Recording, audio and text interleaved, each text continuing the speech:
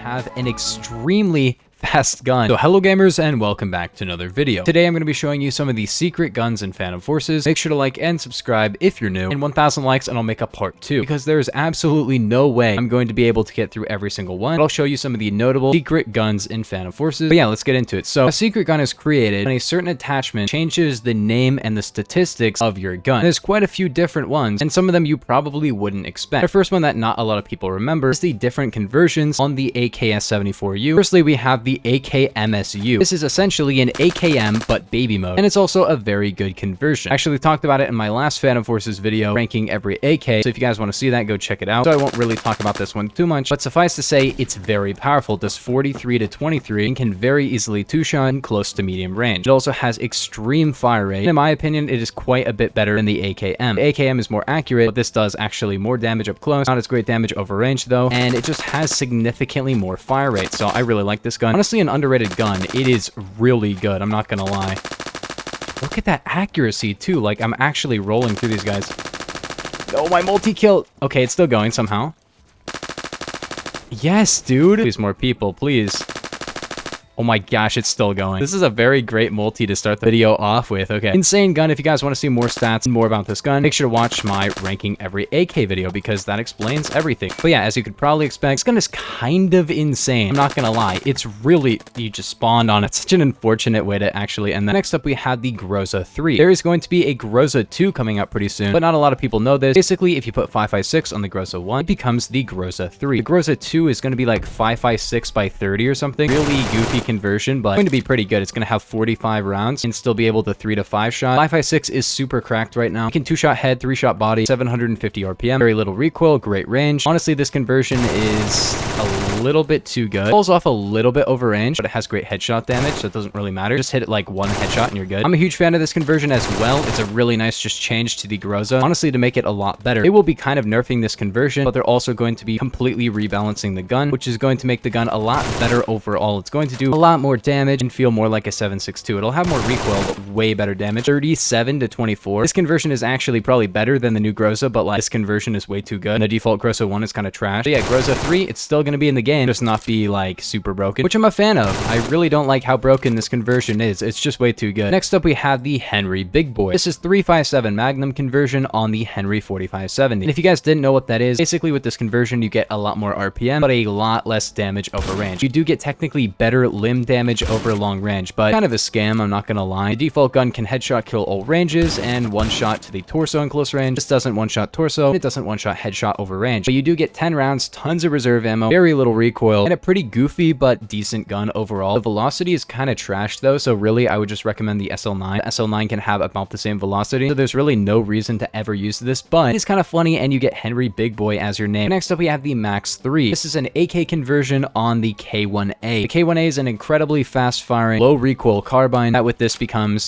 slower firing, higher damage, more recoil. It kind of just completely changes how this gun works, but it's also really good. This thing does massive damage. It does 42, kind of awful ranges and kind of not very good damage over range. But if you want kind of like AK-47 type damage, but a little bit better RPM, then this is actually pretty good. It is kind of worth keeping in mind though that this is kinda similar to the AKMSU, and I kind of like that gun more. AKMSU has, I guess, not quite as great, you know, range and damage over range, but not really by a ton. And this probably has better accuracy, but it just fires slower. Along that same vein, we actually have the K2762 conversion, which you probably haven't heard of at all. And you probably have never even seen this in game. It is the DR300. The DR300 is a very weird and very unpopular conversion. There's a pretty simple reason for that. It's a semi-auto DMR conversion. It also fires kind of slow, and it's actually not bad at all. The RPM is not really my favorite, but it does actually 2-shot torso and can easily 3-shot all ranges. But it has 350 RPM, and I kinda just prefer to run the Mark 11, but it does have a larger magazine and slightly more RPM than the Mark 11. But also it has that Mark 11 like slower fire rate if you spam. But here's the thing, right? it's pretty accurate. It does good damage. The velocity is kinda meh, but it's just a semi-auto conversion on an assault rifle, so no one's gonna really use this, you know? The default K2 is pretty good. I'm not saying this is a bad conversion at all either. I think it's actually not bad at all if you want 30 rounds but still pretty good damage on a DMR. The fact that this can two-shot and has 30 rounds is really good. One of the few guns in the game that can actually do that. The SL8 can't even two-shot torso, even if you use the marksman barrel, and if you use like SL9 then it can, but like SL9 is kind of its own thing. It has 10 rounds. This is really cool because of the absolute spamming capability of it. I'm actually doing a lot better with it than I usually do, but I'm not gonna lie, I'm not a huge fan of this gun. It's alright. But then we have the VPO-209. The VPO-209 is basically the AKM with buckshot. This actually will be getting removed, which is kind of annoying, but right now I guess you can use it while you still can. It has a lot of recoil and the damage isn't great, but it's an alright shotgun. It's got an extra pellet over other shotguns in the game, and like I said, the damage isn't the best, but like I guess it just has a little bit more damage capability than the average semi-auto shotgun. It used to be pretty bad, but then they buffed it. Now it's actually like surprisingly good. Not the best gun in the game, but it's not bad at all. I don't really use this at all, but like, you know, it's there.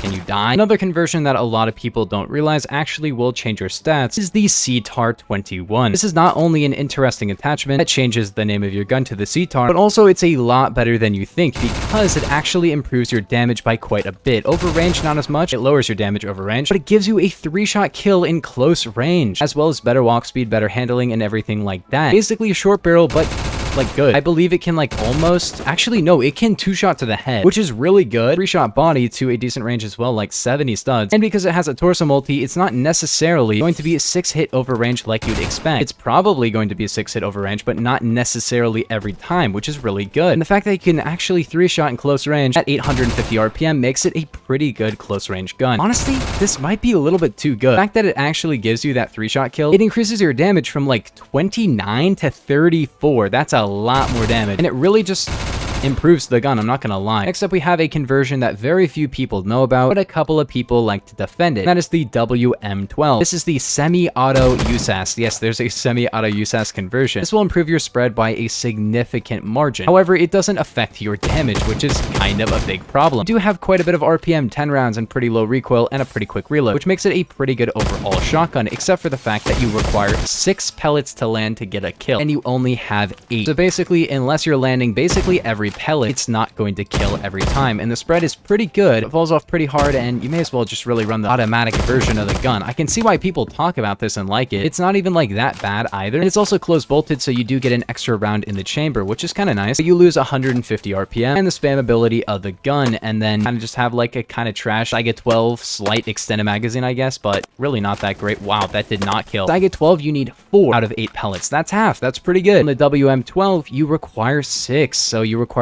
extra 2. The one-shotting isn't going to always happen, as you can see. I think this should probably improve your damage or range instead of like, you know, only giving you better spread. It should probably give you like 22 damage instead of like 19. But also, they will be buffing this gun, so they're going to give it 20 damage, which means it's going to take 5 even with semi-auto, which is maybe going to make it better. I'm not sure. Pretty good overall shotgun. I'm not going to lie. Like, it's not my favorite. As you can see, you're not going to one-shot a lot of the time. That's just because it still has quite a bit of spread. Obviously, from there, I'm not expecting a one-shot, but 3 shots to kill from there and not even a kill. Saiga can probably do that, which is maybe that just says too much about the Saiga 12. I can see why people use it. I'm not saying it's trash. But last up, we have the C8CQB. This is the C8A2 with its carbine barrel. This is actually not great, but I'll just show you what it can do, which is pretty cool. All you need here is a decent sight, carbine barrel, and this setup here, and you have an extremely fast gun. Great walk speed, great handling, but not good recoil at all. C8A2CQB actually and 2-shot headshot, which is pretty decent, but 4-shot to the body, which isn't great. But it's, you know, accurate enough to be all right.